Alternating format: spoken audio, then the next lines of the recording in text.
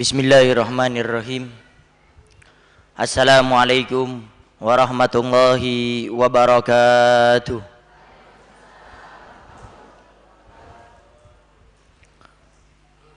Alhamdulillah. Alhamdulillahi rabbil alamin. Wassalatu wassalamu ala asyrafil anbiya'i wal mursalin. Sayyidina wa habibina wa syafi'ina wa qurrati a'yunina wa nubina Muhammad habibi rabbil alamin wa ala alihi wa sahbihi ajma'in.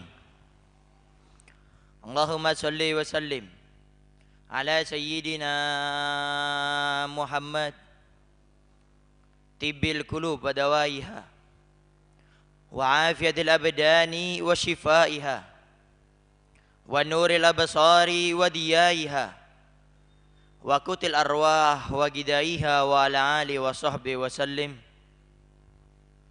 Allahumma ja'al sarirati khairan min alaniyati wa jalalaniyati salihah, amma ba'du. Al-mukarram al-muhtaram yang sama-sama kita muliakan dan kita hormati selalu, para alim, para ulama, para asatidah, penyambung lisan sekaligus penerus perjuangan Nabi kita Muhammad sallallahu alaihi wa alihi wasallam. Wabil khusus kepada guru besar kita semua, Buya Yahya, yang kita doakan selalu mudah-mudahan orang-orang seperti beliau diperbanyak oleh Allah Subhanahu wa taala di zaman sekarang ini. Dan mudah-mudahan segala urusan dunia dan akhiratnya dimudahkan oleh Allah Subhanahu wa taala. Diberikan oleh Allah umur panjang dalam keadaan sehat walafiat. Dijauhkan oleh Allah daripada fitnah dunia maupun akhiratnya. Dan mudah-mudahan kita yang pada saat ini hadir di majelis ta'lim ini mudah-mudahan selalu diberikan istiqomah oleh Allah Subhanahu wa taala. Dan mudah-mudahan keistiqomahan ini dibarengi oleh Allah dengan keikhlasan yang kita lakukan dalam amal ini. Dan kita memohon kepada Allah Subhanahu wa taala, mudah-mudahan hati-hati kita semuanya selalu dijaga oleh Allah daripada seluruh penyakit hati. Dan juga kita memohon kepada Allah, mudah-mudahan ilmu yang setiap saatnya kita pelajari dan kita dapatkan ini kita bisa amalkan dalam kehidupan kita. Dan kita meminta juga kepada Allah, mudah-mudahan ilmu yang kita pelajari ini kita bisa dakwahkan, berikan kepada keluarga kita, teman kita, kepada seluruh muslimin wal muslimat. Dan juga kita memohon kepada Allah agar setiap ilmu yang kita pelajari ini bukan menjadikan kita makin sombong atau merendahkan orang atau suka mencari kesalahan orang, tetapi mudah-mudahan ilmu yang setiap saatnya kita pelajari ini menjadikan kita makin takut kepada Allah dan makin tawadhu kepada Allah. Dan pada akhirnya kita minta kepada Allah, mudah-mudahan seluruh yang kita pelajari ini dengan keikhlasan dan istiqomah ini mengantarkan kita meninggal dalam badan husnul khatimah, husnul khatimah, husnul khatimah. Amin, amin ya rabbal alamin. Dan juga seluruh para orang tua kami, para bapak dan para ibu yang sudah hadir di tempat ini, yang mudah-mudahan selalu dimuliakan oleh Allah Subhanahu wa taala. Dan juga pendengar setia radioku dan juga pemirsa Al-Bahjah TV, yang mudah-mudahan Allah Subhanahu wa taala selalu memberikan kita rahmat taufiknya untuk selalu berpegang teguh dengan Al-Quran dan hadis Nabi Muhammad sallallahu alaihi wasallam. Para hadirin wal hadirat yang dimuliakan oleh Allah, kita bersyukur kepada Allah Subhanahu wa taala karena pada saat ini Allah Subhanahu wa taala masih memberikan kemudahan kita untuk selalu belajar ilmu agama. Yang mana belajar ilmu agama ini betul-betul penting. Yang mana Allah Subhanahu wa taala banyak sekali memberikan motivasi kepada kita dalam Al-Qur'an tentang betapa luar biasanya kedudukan di akhirat bagi siapa orang yang duduk di majelis ta'lim seperti ini. Dan Nabi kita Muhammad sallallahu alaihi wasallam pun memberikan semangat motivasi kita dengan janji-janji dari Allah yang disampaikan oleh lisan yang mulia Nabi Muhammad sallallahu alaihi wasallam untuk memberikan semangat kepada kita agar kita selalu belajar ilmu agama. Kenapa kita harus belajar ilmu agama? Banyak para ulama mengomentarin daripada pertanyaan ini, khususnya pada kesempatan kali ini adalah Shahibut Ta'lim Muta'allim, pengarang daripada kitab Ta'lim Muta'allim yang sering kita baca itu. Di situ bagaimana beliau mengatakan di muqaddimahnya, tentang daripada keagungan ilmu, beliau katakan ilmu itu mulia. Kenapa? Karena ilmu itu, kata beliau, wasilatan ila taqwa. Ilmu itu dikatakan mulia karena ilmu sebagai perantara untuk menuju kepada apa? Ila taqwa, kepada ketakwaan kepada Allah. Kalau kita masih ingat dengan ayat Allah Subhanahu wa taala, yang Allah Subhanahu wa taala pernah berfirman dalam Al-Qur'an, "Inna akramakum indallahi atqakum." Allah tekankan dalam Al-Quran, orang yang paling mulia di antara kalian kelak di akhirat tatkala menghadapku, atqakum, kata Allah, yang paling bertakwa di antara kalian. Dan ternyata untuk menuju kemuliaan yang paling mulia di hadapan Allah, ternyata syaratnya adalah pertama kali kita harus punya ilmu. Saya ambil contoh, bahayanya orang kalau ibadah tidak dengan ilmu. Sebagaimana yang pernah disindir oleh Imam Ibnu Ruslan dalam kitabnya Soffatus Zubat, di dalam mukadimahnya juga beliau mengatakan, wa kullu man bighairi ilmin ya'malu amaluhu mardudatun la tuqbalu. Wa kullu man, setiap orang, bighairi ilmin, tanpa dengan ilmu, ya'malu, melakukan suatu pekerjaan, khususnya masalah ibadah, amaluhu, pekerjaannya, mardudatun, akan ditolak, la tuqbal, tidak akan diterima oleh Allah. Jadi intinya setiap di antara kita yang beribadah tidak didasari, dipondasi awalnya dengan ilmu, jangan harap ibadah tersebut akan diterima di hadapan Allah. Kalau cuma sekedar tidak dapat pahala masih mending. Ini masih mending. Karena biasanya kita ini orang Indonesia itu timbang-timbangannya itu kayak gitu. Sudah celaka, jatuh, motor jatuh, ya kan? Kemudian mungkin sampai kepalanya kebentur, kakinya semuanya. Kemudian orang tetangga bilang, masih untung nggak meninggal. Lihat, sudah jatuh dari motor, ketimban apa gitu, sudah parah kayak gitu. Tetangga bilang masih untung nggak meninggal. Udah kayak gitu masih untung.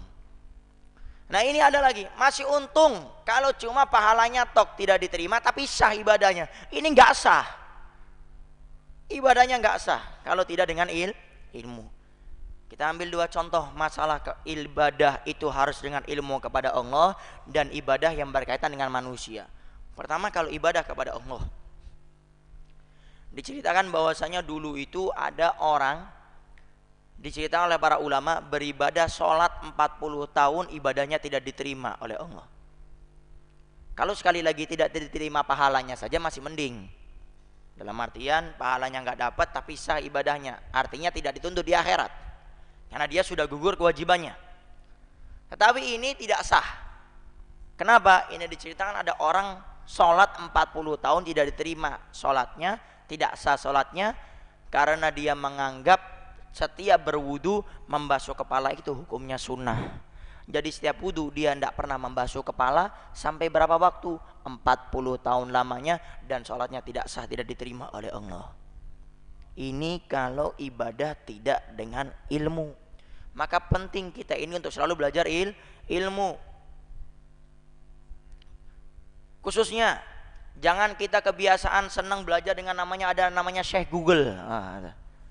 Syekh, sampai dijulukin Syekh. Syekh dari mana itu? Segala sesuatu serba klik.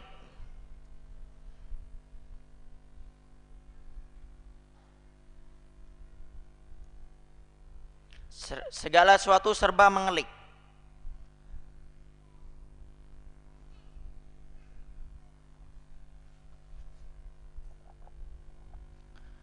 Segala sesuatu serba dikelik, serba klik semuanya. Klik, ada ini keluar semua isinya sudah. Gak usah pusing. Kita kan biasanya nggak suka yang repot-repot ya. Baca kitab kuning, ini nggak ada harokatnya, nahu sorobnya nggak bisa, belum lagi baca nggak bisa bahasa Arab. Udahlah, mau beli terjemahannya mahal, sudahlah. Ini di HP ada kuotanya. Beli kuota yang buat setahun ada. Ntar mungkin berapa tahun lagi muncul yang buat seumur hidup kali itu. Akhirnya serba ketik sekarang, ketik di Google itu muncul semuanya. Tidak boleh belajar seperti itu. Kenapa? Ada dua faktor kenapa kita tidak diperbolehkan. Pertama, kalau belajar itu harus menggunakan belajar dengan seorang guru. Karena dikatakan kalau orang belajar tidak disertai dengan seorang guru, maka gurunya itu adalah syaitan. Kenapa? Akan salah pemahamannya. Maka penting seorang itu belajar harus dengan seorang guru. Nah, kemudian yang kedua, kenapa kita tidak boleh belajar dengan yang namanya Google? Karena kita tidak tahu siapa yang nge-share di dalam situ. Yang meletakkan kita tidak tahu orangnya itu siapa, alirannya bagaimana, gurunya siapa, kita tidak tahu. Oleh karena itu kita sangat dilarang untuk belajar lewat daripada dunia seperti itu. Di zaman sekarang ini nggak kurang namanya ulama. Di kampung kita itu kiai aja banyak, cuma males gitu loh. Mungkin tetangga kita kiai, tapi kita lebih senang belajar sama Google ketimbang sama kiai. Ini jadi problem. Tapi kalau sudah punya masalah, datangnya ke kiai semua. Umur sampai sudah 35 tahun belum menikah, datangnya ke kiai, nggak tanya sama Mbak Google itu. Kalau sudah nikah sampai 10 tahun nggak punya anak, kenapa nggak tanya sama Mbak Google itu? Datangnya kepada kiai. Oleh karena itu kita sangat tidak diperbolehkan sekali untuk belajar dengan namanya Syekh Google atau Mbah Google itu. Pokoknya walhasil intinya kalau kita pengen belajar ilmu agama harus dengan seorang guru yang menunjukkan kita kepada jalan menuju Allah Subhanahu wa taala. Kemudian itu yang pertama. Kemudian yang kedua yang berkaitan ibadah dengan manusia, apa itu? Berdakwah. Berdakwah ini contoh saja, masih banyak yang lain. Berdakwah. Tatkala kita berdakwah kita punya ilmu agama, tapi ilmu tersebut, kebaikan tersebut tidak dibarengi dengan ilmu.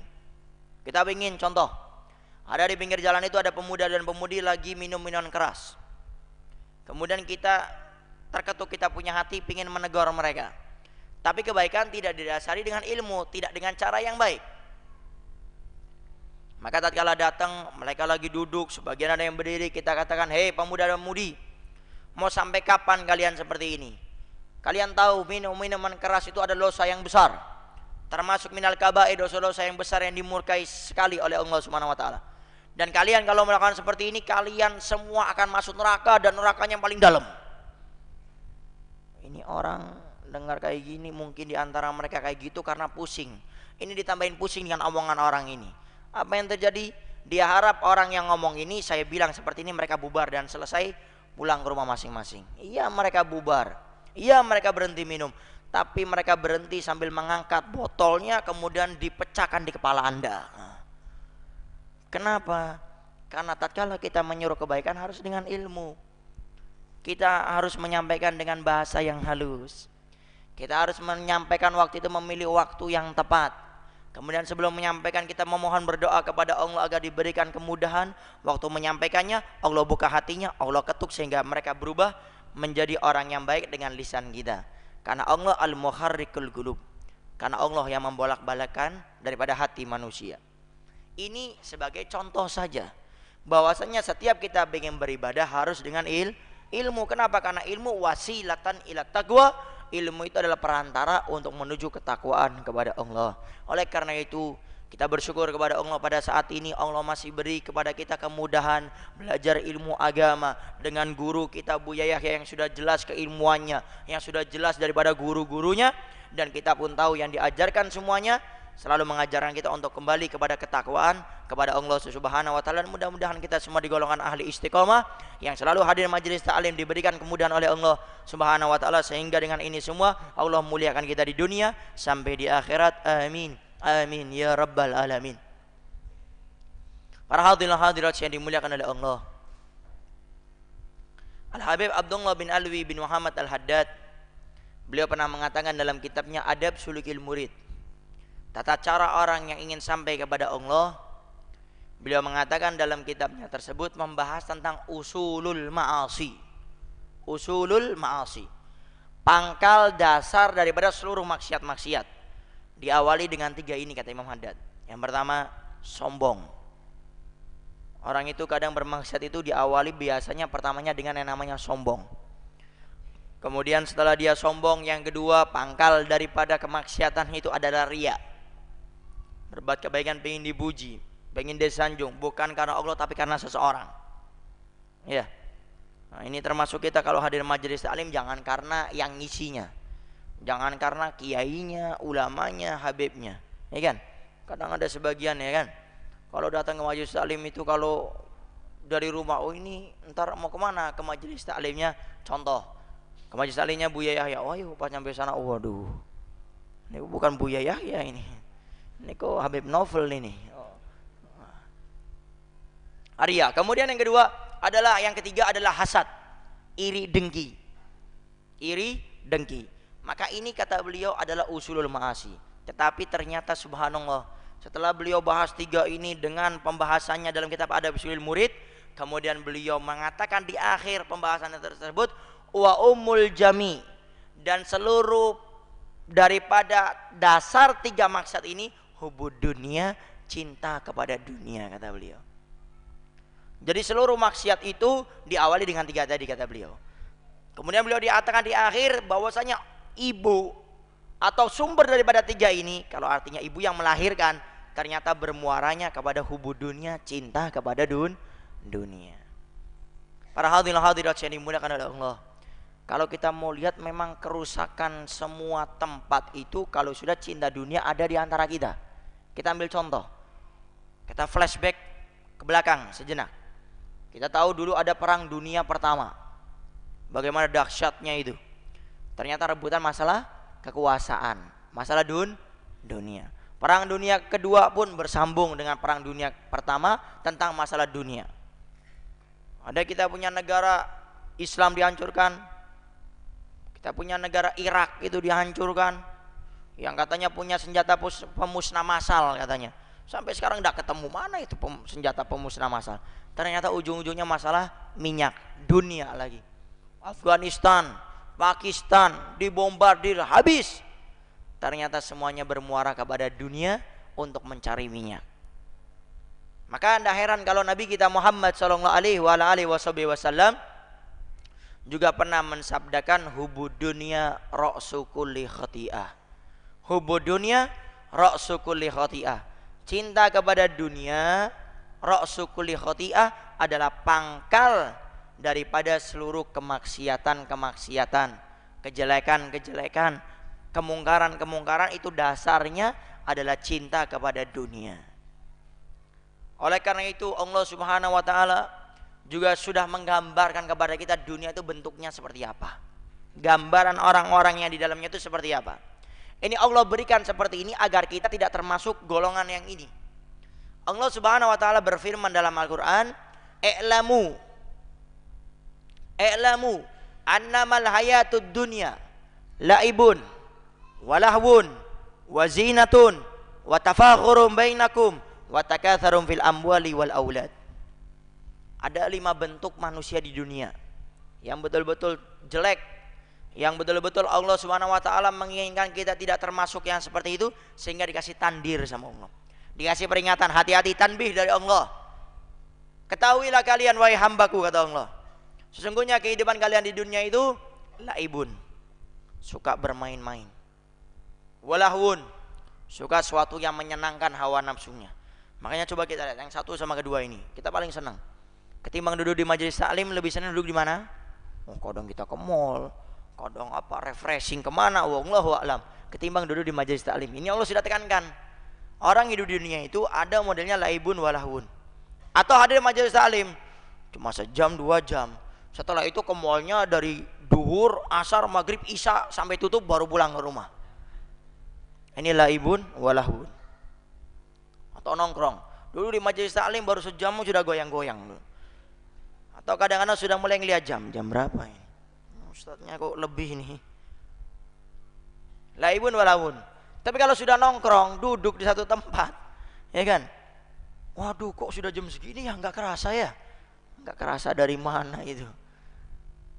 Laibun walahun wazinatun, suka berhias. Ini kalau laki-laki tidak begitu berhias, ya kan, laki-laki ya standar kayak gitu aja paling ya. Tapi ini lebih condong kepada perempuan, zina. Sampai subhanallah kita lihat perempuan itu kalau pakai sesuatu semuanya serba mau wow, mewah.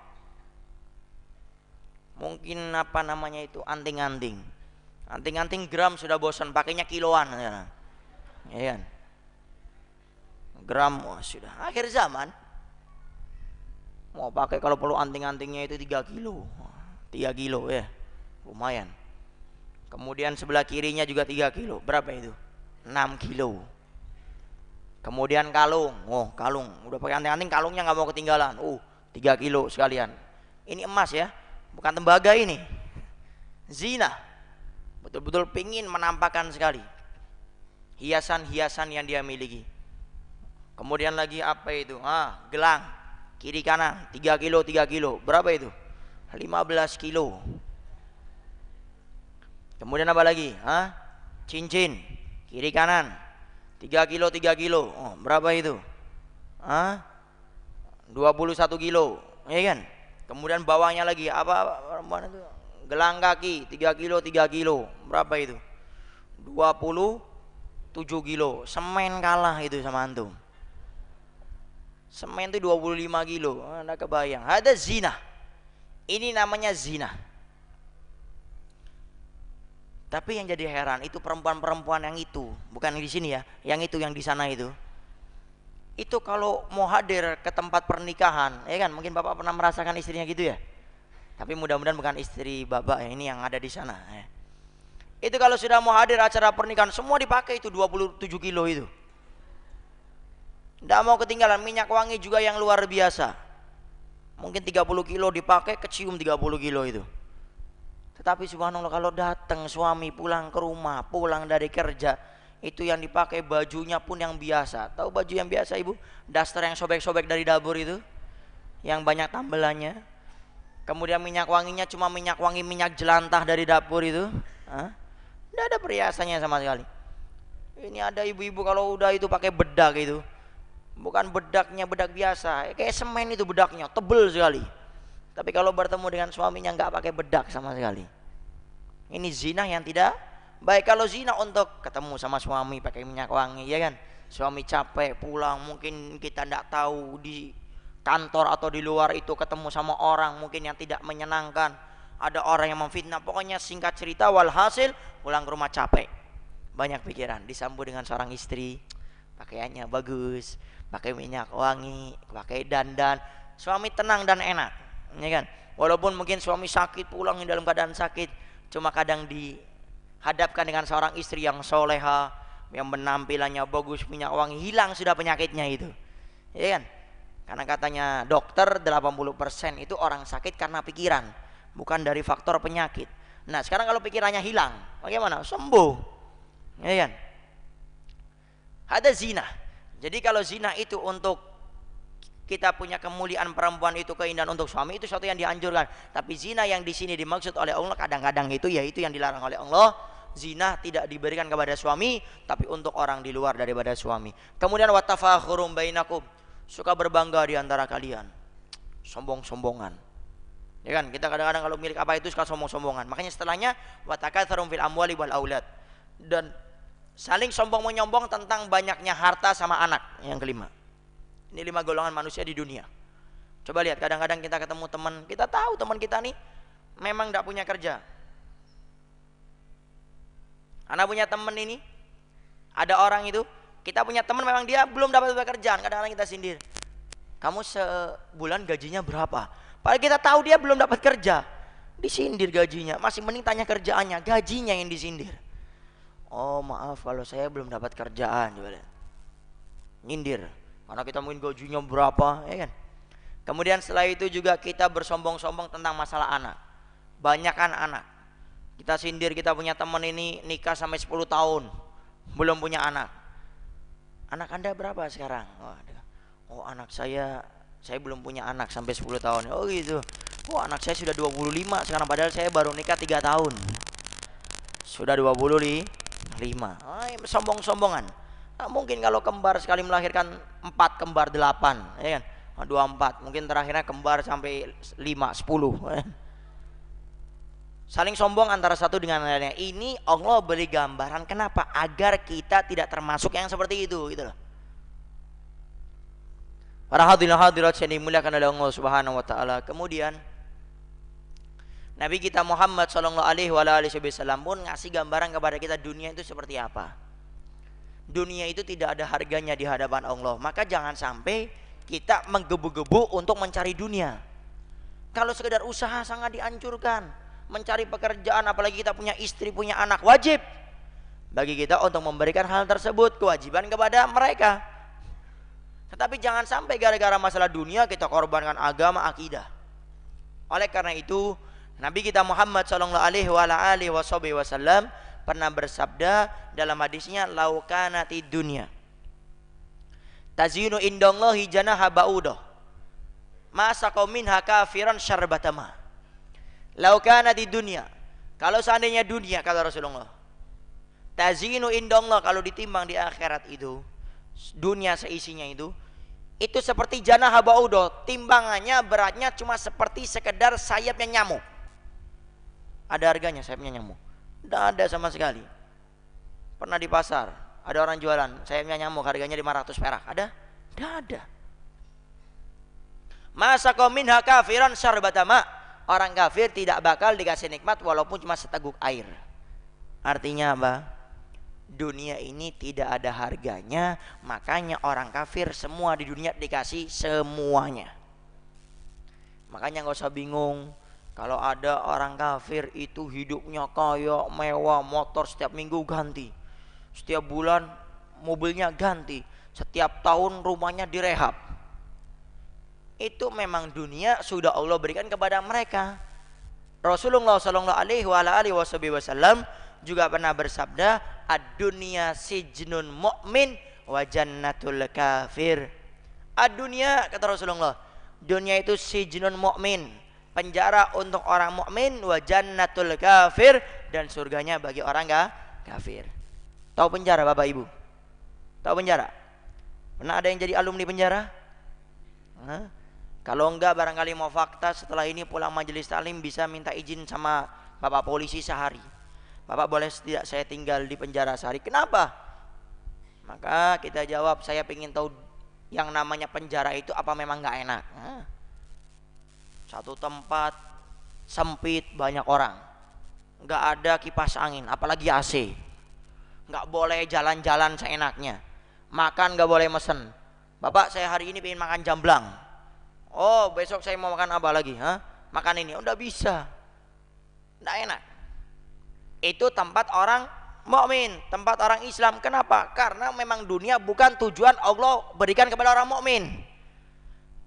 Makanya nggak usah bingung kalau ngeliat orang kafir, minta mobil dikasih, minta motor dikasih sama Allah. Kenapa? Para ulama mengatakan agar di akhirat Allah tidak memiliki kasih sayang kepada mereka. Tinggal satu, siksa Allah berikan.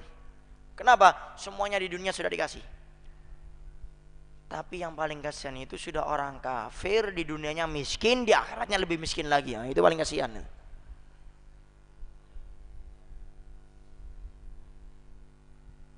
Makanya sangat mengherankan dan salah total dan kaprah kalau ada seorang mukmin dia itu mencari kesenangan di dunia. Itu salah alamat itu. Karena sudah ditegaskan sama Nabi Muhammad, dunia bukan tempat orang mukmin, bukan tempat orang yang beriman kepada Allah, tapi surga antar tempatnya. Maka jangan cari kenikmatan di dunia. Artinya jangan sampai gara-gara pengen dapat nikmat dunia dikorbankan semuanya. Jangan. Sampai dalam hadis qudsi Allah Subhanahu wa taala katakan kepada dunia, wahai dunia, jadilah engkau majikan tuan bagi siapa di antara hambaku yang mencari dirimu. Memperbudak dirinya kepadamu dunia, jadi engkau majikannya. Tapi dunia, jadilah engkau budak kepada siapa orang yang menghambakan dirinya kepadaku, selalu beribadah kepadaku, selalu bertakwa kepadaku, maka jadilah engkau budak mereka. Layani mereka. Makanya kenapa kita kok banyak diperbudak sama dunia? Karena kita mencari dunia terlalu berlebihan. Mencari dunia boleh, tapi jangan sampai berlebihan sampai kita mengorbankan kita punya akhirat. Oleh karena itu ada suatu cerita yang menggugah kita punya hati agar kita lebih sadar. Diceritakan suatu saat sahabat Umar bin Khattab. Sahabat Umar bin Khattab waktu itu main ke rumah Nabi kita Muhammad sallallahu alaihi wasallam. Kemudian sahabat Umar waktu masuk ke rumah Nabi, sahabat Umar langsung meneteskan air mata.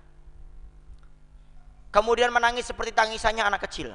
Sehingga Nabi kita Muhammad sallallahu alaihi wasallam bangun dari tidurnya. Kemudian ditanya, "Ya Umar, kenapa engkau menangis?" Maka sahabat Umar bin Khattab radhiyallahu anhu menjawab, ya Rasulullah, wallahi demi Allah, aku melihat raja Persia, aku melihat raja Romawi, aku melihat raja-raja yang lain. Mereka kalau tidur disertai dengan kasur yang empuk dan lembut. Tapi engkau, pemimpin dunia sampai di akhirat, engkau tidur beralasan daripada pelepah kurma, dan engkau bangun dari tidurmu, pelepah kurma itu membekas di belakang punggungmu. Bagaimana aku tidak sedih wahai Rasulullah? Apa jawaban Rasulullah SAW untuk sahabat Umar bin Khattab dan kita yang hadir pada kesempatan kali ini dan yang mendengarkan, menyimak acara ini, agar kita tahu di dunia bukan tempat kita? Apa jawab Rasulullah? Ya Umar, adakah engkau tidak rela Allah berikan yang namanya dunia kepada mereka orang kafir, tapi Allah berikan surga kepada kita orang yang beriman kepada Allah? Artinya bukan kenikmatan yang abadi itu di dunia, tapi entar di akhirat. Maka tidak apa-apa kita capek beribadah, sakit wajib sholat, kita punya uang cari capek-capek wajib zakat, kita dianjurkan bersedekah bantu orang, tidak apa-apa itu di dunia. Di dunia berapa tahun sih? 60 sampai 70 tahun saja. Yang lebih bonus dan nggak sampai seperti umur itu pun meninggal dunia. Tapi entar kalau di surga tiada waktu, tiada pembatas, akan kekal abadi kita di sana. Oleh karena itu yang kita cari jangan dunia, tapi yang kita cari adalah ridha Allah dan surganya Allah Subhanahu wa taala. Para hadirin wal hadirat yang dimuliakan oleh Allah Subhanahu wa taala.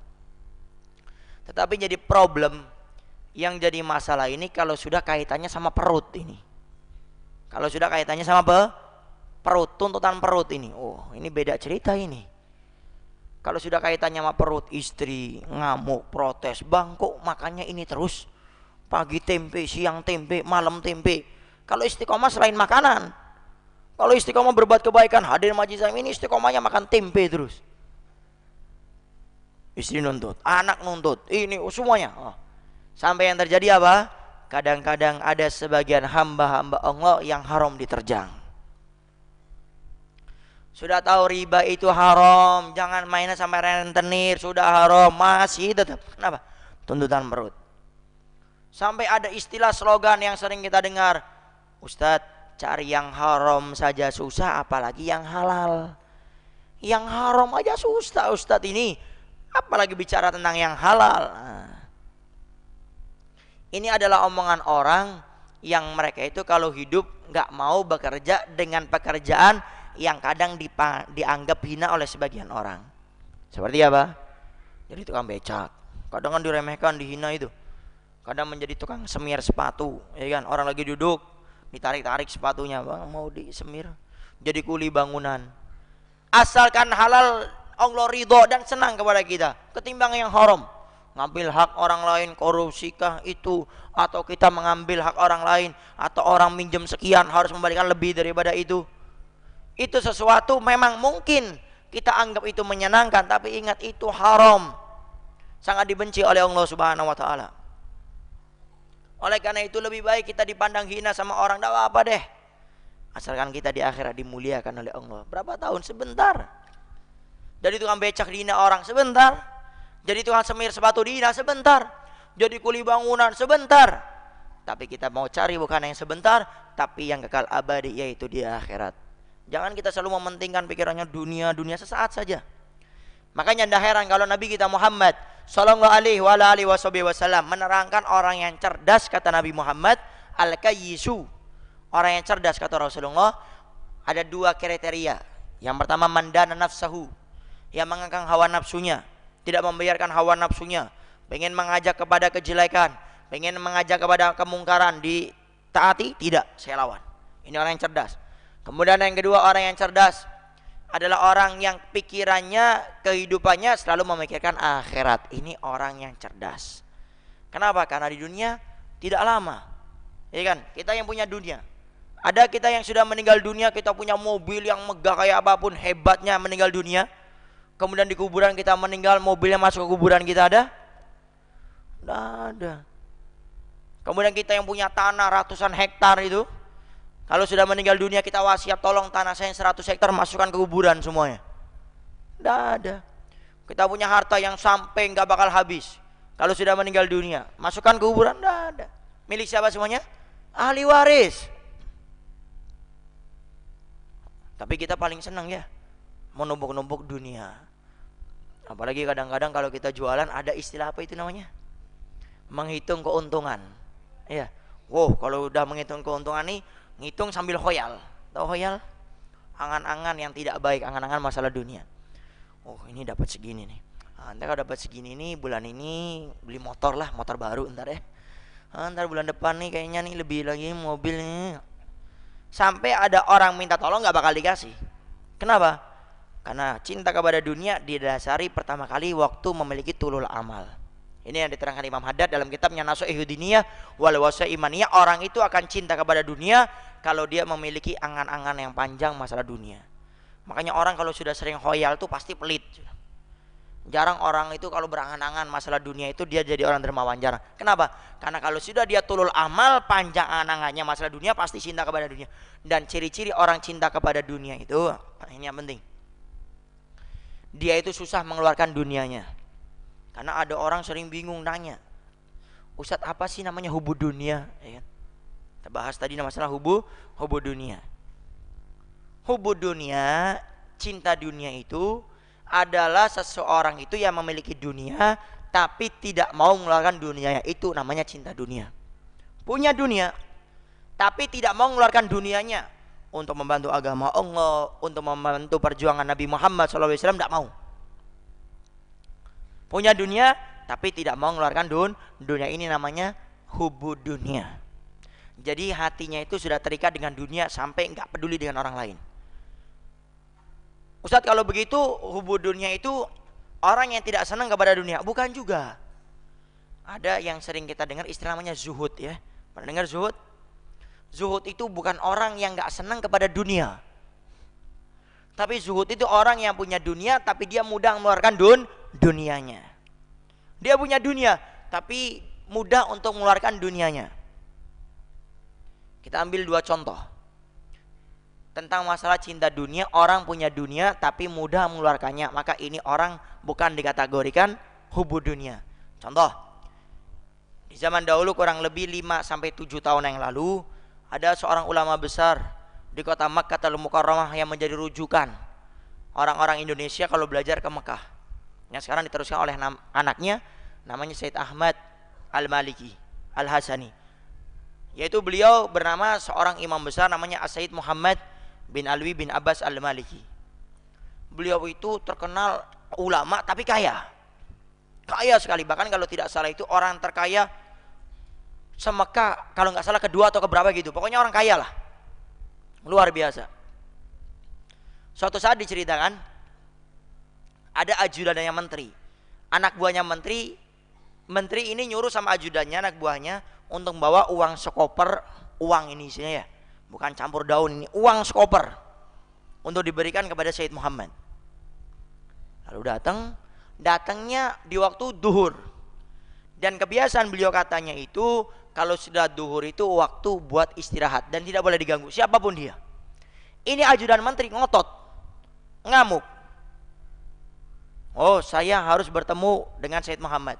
Lalu diterangkan, oh tidak bisa. Maaf, tidak bisa karena sekarang waktu beliau untuk istirahat. Kalau mau setelah asar. Maka setelah itu, setelah dipaksa-paksa sampai ribut, terjadi diskusi ribut sampai Said Muhammad bangun dari tidurnya. Lalu ditanya, wahai muridku, kenapa sih terjadi keributan seperti ini? Ya Habib, ini ada orang ngotot ingin bertemu, kami sudah terangkan kalau ingin bertemu ntar habis asar. Tapi ini ngotot. Tiba-tiba orang ini ngomong, ya Habib, saya ingin bertemu karena saya ajudan dari menteri dan saya membawa uang sekoper. Kata Habib Muhammad, Said Muhammad ini, oh gara-gara itu kamu ngotot ingin bertemu dengan saya padahal sudah diberitahu oleh muridku. Baik, wahai muridku, ambil itu. Sesuatu yang akan kita berikan besok waktu saya umroh. Dikeluarkan berapa? 3 koper lebih daripada itu. Kata Said Muhammad, kamu bangga dengan koper yang kamu bawa uang itu. Ini besok saya mau umroh, saya bagikan 3 koper, 3 kali lipatnya dari kamu. Dan saya setiap umroh pasti saya bawa 3 kali dari apa yang kamu bawa. Makanya dianjurkan itu, disunahkan kalau ada orang sombong, sombongin sekalian sudah, biar nggak jadi sombong ya. Sunnah hukumnya. Ya sunnah hukumnya. Kenapa? Biar dia nggak sombong. Nah, makanya setelah itu akhirnya orang ini jadi seperti itu. Nah, itu Said Muhammad. Kaya tapi mudah mengeluarkan dunia. Bahkan bayangkan coba setiap umroh bawa 3 koper gitu. Kalau hitungan mungkin MM-an itu biasa. Ya kan? Nah, itu berarti beliau bukan hubudun dunia, bukan punya dunia tapi mudah untuk mengeluarkannya. Atau zuhud. Kategorinya bukan tidak memiliki dunia, bukan. Tapi zuhud itu kategorinya itu adalah punya dunia tapi mudah mengeluarkannya. Itu tadi kebalikannya. Ini ceritakan di zaman dulu ada seorang syekh, dia memiliki seorang murid. Kemudian syekh ini mengatakan kepada muridnya, wahai muridku, tolong kamu datang ke kota di sana, di seberang sana ada kakakku. Tolong minta nasihat kepada kakakku untuk diriku. Baik wahai guru. Berangkat. Sampai ke rumah kakaknya. Akhirnya setelah itu kaget. Kenapa? Kakaknya ini rumahnya luar biasa besarnya. Gurunya ini kalau istilah sekarang ini, rumahnya kalau kena angin tuh goyang. Jadi apa? Gedik atau apa gitulah. Pokoknya rumahnya sangat nggak pantas lah. Lalu si murid ini nggak salah alamat. Guru saya suruh minta nasihat kepada kakaknya yang cinta dunia seperti ini. Lalu ketok pintu keluar, ada apa? Aku adalah murid daripada adikmu dan adikmu, yaitu guruku minta nasihat kepadamu. Sampaikan kepada adikku agar tidak cinta kepada dunia. Makin gak nyambung lagi nih. Guruku miskin, rumahnya seperti itu. Dan dia tahu guru saya ini kalau makan itu mengandalkan pancingannya. Kalau gak dapat dia puasa dia ini. Karena selesai pulang. Di jalan mikir, ini gak salah alamat kah? Guru saya nyuruh seperti ini. Kemudian sampai di tempat gurunya, apa yang diminta oleh kakakku nasihat? Wahai guru, kakakmu mengatakan agar engkau tidak cinta kepada dunia. Ini si murid sudah mengatakan pasti guru saya ini salah alamat ini. Tapi tiba-tiba setelah disampaikan itu gurunya nangis. Makin bingung lagi si murid ini. Loh, kok kayak gini nih? Karena menangis, akhirnya si murid ini pergi. Di esokan harinya setelah belajar ditanya, wahai guruku, dari kemarin saya masih bingung tentang kejadian yang kemarin. Apa itu? Engkau minta aku datang ke kamu untuk minta nasihat. Kamu mengingatkan agar engkau tidak cinta dunia, tapi kehidupanmu seperti ini. Bagaimana dikatakan engkau cinta dunia, tapi kakakmu hidupnya mewah seperti itu? Lalu dikatakan oleh gurunya ini, wahai muridku, betul apa yang dikatakan oleh kakakku. Kakakku itu punya dunia, tapi dunia hilang sekejap mata di pandangan wajah dan mukanya itu tidak mengurangi keimanannya kepada Allah Subhanahu wa taala. Sekejap. Kita kadang bawa uang ke majelis alim 100.000 hilang. Udah kepikiran sampai seminggu, ya kan? Tapi ini kata gurunya ini, kakakku punya dunia mewah besar banyak seperti apapun, hilang sekejap mata, tidak berubah imannya kepada Allah Subhanahu wa taala. Tapi saya, kata gurunya ini, saya ini setiap malam sebelum tidur saya mikir kalau besok saya mancing nggak dapat ikan, saya ntar puasa lagi ini.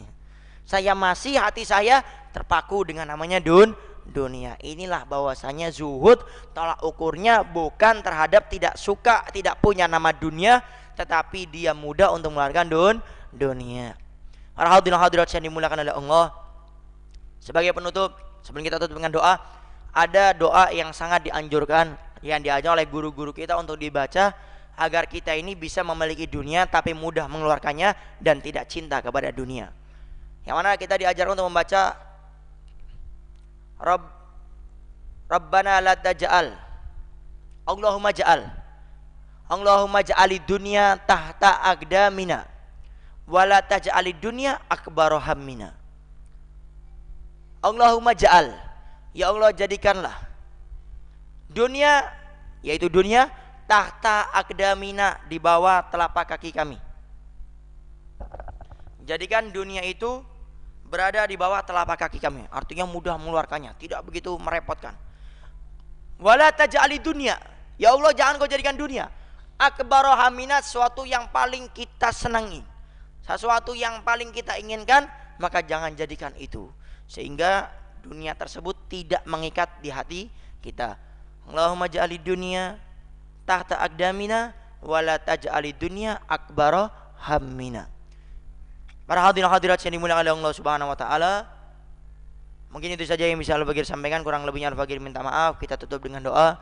Kita memohon kepada Allah Subhanahu wa taala, mudah-mudahan Allah selalu istiqomahkan kita hadir di majelis taklim, dan Allah selalu mudahkan kita untuk hadir majelis taklim, dan Allah menjadikan dunia yang kita miliki ini cuma di tangan saja, bukan masuk kepada hati, sehingga Allah mudahkan kita untuk mengeluarkan dunia untuk membantu agama Allah, membantu perjuangan Nabi Muhammad, membantu saudara-saudara kita yang butuh bantuan, sehingga dunia tersebut menyenangkan kita di akhirat. A'udzubillahi minasyaitonirrajim. Bismillahirrahmanirrahim. Alhamdulillahirabbil alamin. Wassalatu wassalamu ala asrofil anbiya'i mursalin sayyidina wa habibina wa syafiina wa qurrati ainina Muhammadin habibi rabbil alamin wa ala alihi wa sahbihi ajmain. Allahumma asli muslim Muhammad ya Allah. Allahumma asli muslim Muhammad ya Allah. Allahumma asli muslim Muhammad ya Allah. Allahumma mansur muslim Muhammad. Allahumma farij muslim Muhammad. Allahumma majbur muslim Muhammad. Allahumma tsabbit Muhammad al-iman ya Allah. Allahumma tsabbit Muhammad al-iman ya Allah. Allahumma tsabbit Muhammad al-iman ya Allah ya dzal jalali wal ikram. Allahumma ya Allah, muliakan kami di dunia sampai di akhirat ya Allah.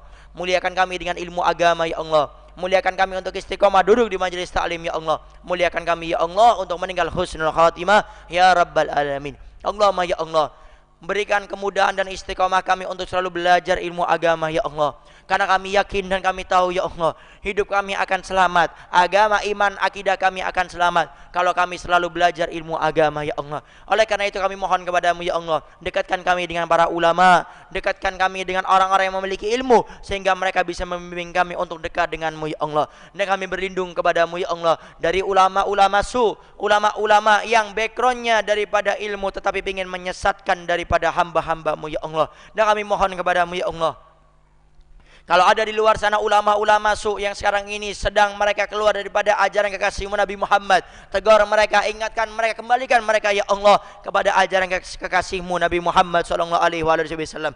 Dan kami memohon kepadamu ya Allah, jadikan dunia yang kami miliki sekarang ini ya Allah menjadikan kami untuk dekat denganmu ya Allah, bukan jauh darimu ya Allah.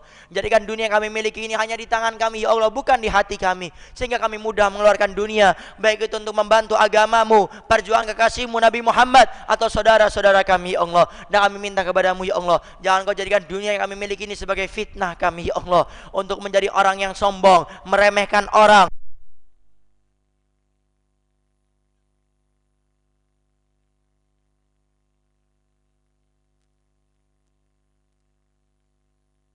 untuk menuju ridhamu ya Allah, menuju surgamu ya Allah. Kalau ada di antara orang-orang yang di luar sana ya Allah, yang saat ini diberi jabatan pangkat olehmu ya Allah, yang saat ini dolim dengan jabatannya, dolim dengan pangkatnya, dolim dengan kekuasaannya, kami minta kepadamu ya Allah, gerakan hati mereka untuk kembali kepada ajaran kekasihmu Nabi Muhammad. Karena kami tahu ya Allah, Engkau yang memiliki hati mereka ya Allah. Engkau muharrikul qulub, Allah, Engkau yang menggerakkan hati mereka, Engkau yang memiliki hati-hati mereka ya Allah. Maka apabila Engkau ingin dan Engkau akan menginginkan, maka begitu mudahnya Engkau menggerakkan hati-hati mereka. Maka di tempat ini ya Allah, kami mohon kepadamu ya Allah, kalau ada ulama-ulama kami yang sekarang sedang menjadi tersesat dari jalannya, atau daripada orang-orang yang memiliki jabatan yang saat ini sedang dolim atau tersesat di jalan daripada jabatannya tersebut ya Allah, ingatkan mereka, kembalikan mereka ya Allah, karena mereka umat kekasihmu Nabi Muhammad. Dengan berkah majelis taklim ini yang dikatakan tidak berkumpul 40 orang, kecuali di antara 40 orang itu adalah kekasihmu yang kau dengar doanya, maka dalam ya Allah, kami mengkhususkan doa kami untuk para ulama-ulama kami ya Allah, yang mungkin di antara mereka ada yang sedang tersesat ya Allah, atau mereka yang memiliki jabatan pangkat yang saat ini tidak adil, dolim dengan pangkat jabatannya ya Allah. Sebelum kau siksa di akhirat, ingatkan mereka ya Allah untuk kembali kepada ajaran kekasihmu Nabi Muhammad SAW. Dan kami mohon kepadamu ya Allah, jaga ulama-ulama kami daripada perpecahan ya Allah. Jaga ulama-ulama kami ya Allah daripada cinta kepada dunia ya Allah, sehingga agamanya, akidahnya ya Allah, dan juga imannya dijual berlikan di sana ya Allah. Maka kami minta kepadamu ya Allah, jaga ulama-ulama kami ya Allah, hati mereka ya Allah daripada hasad, daripada iri, dengki ya Allah. Karena berapa banyak yang namanya kadang-kadang orang memiliki ilmu, memiliki hasad dan dengki ya Allah. Sampai Imam Al-Ghazali mengatakan bahwasanya suatu yang menyenangkan daripada ulama yaitu kalau sudah yang namanya hasad, iri dan dengki ya Allah. Maka kami mohon kepadamu ya Allah, satukan hati mereka ya Allah hanya untuk mempersenangkan daripada kekasihmu Nabi Muhammad SAW. Dan kami minta kepadamu ya Allah, Keluarga kami mungkin saat ini ada yang suka cekcok ya Allah, yang ribut ya Allah. Maka dengan berkah acara ini ya Allah, berikan kepada mereka keluarga yang sakinah mawaddah warahmah ya Allah. Ada yang sudah menikah belum, Engkau karuniakan anak ya Allah. Yang hadir di tempat ini, yang mendengarkan acara ini atau yang menyimak daripada acara ini ya Allah, atau keluarga kami yang di rumah yang belum punya anak ya Allah, berikan kepada mereka anak-anak yang soleh dan solehah ya Allah. Yang sudah punya anak ya Allah, berikan kepada mereka anak yang berbakti, yang menyenangkan mereka di dunia sampai di akhirat ya Allah. Bukan hanya berbakti di dunia, tapi setelah meninggal mereka orang tuanya, mereka tetap berbakti kepada orang tuanya ya Allah. Dan kami mohon kepadamu ya Allah, jadikan kami di akhir zaman ini ya Allah adalah pejuang-pejuang kekasihmu Nabi Muhammad. Pilihlah kami ya Allah untuk menjadi orang-orang yang mengangkat panji-panji kekasihmu Nabi Muhammad. Pilihlah kami ya Allah untuk menjadi orang-orang yang menyenangkan hati kekasihmu Nabi Muhammad dengan berdakwah ya Allah. Sehingga tatkala kami ingin meninggal dunia dalam keadaan sakaratul maut, ruh kami ditemani oleh kekasihmu Nabi Muhammad. Sampai di kuburan kami ditemani oleh kekasihmu Nabi Muhammad. Sampai di mahsyar kami berada di bendera kekasihmu Nabi Muhammad. Sampai di mizan kami ditemani oleh kekasihmu Nabi Muhammad. Sampai di siratal mustaqim kami ditemani oleh kekasihmu Nabi Muhammad. Sampai kami di surga, surga kami dibarengkan dengan surga kekasihmu Nabi Muhammad sallallahu alaihi wa alihi wasallam. Cabut nyawa kami semua ya Allah dalam keadaan husnul khatimah, husnul khatimah, husnul khatimah, meninggal dalam keadaan iman, dan mudahkan lisan, mulut dan hati ini ya Allah untuk mengucapkan kalimat tauhidmu ya Allah, kalimat agung dan muliamu ya Allah, kalimat la ilaha illallah Muhammadur Rasulullah, la ilaha illallah Muhammadur Rasulullah, la ilaha illallah Muhammadur Rasulullah sallallahu alaihi wa ala alihi wasallam. Rabbana atina fid dunya hasanah wa fil akhirati hasanah wa qina adzabannar. Wa sallallahu ala sayyidina Muhammadin wa ala alihi wasallam walhamdulillahi rabbil alamin. Bismillahirrahmanirrahim. Fatihah.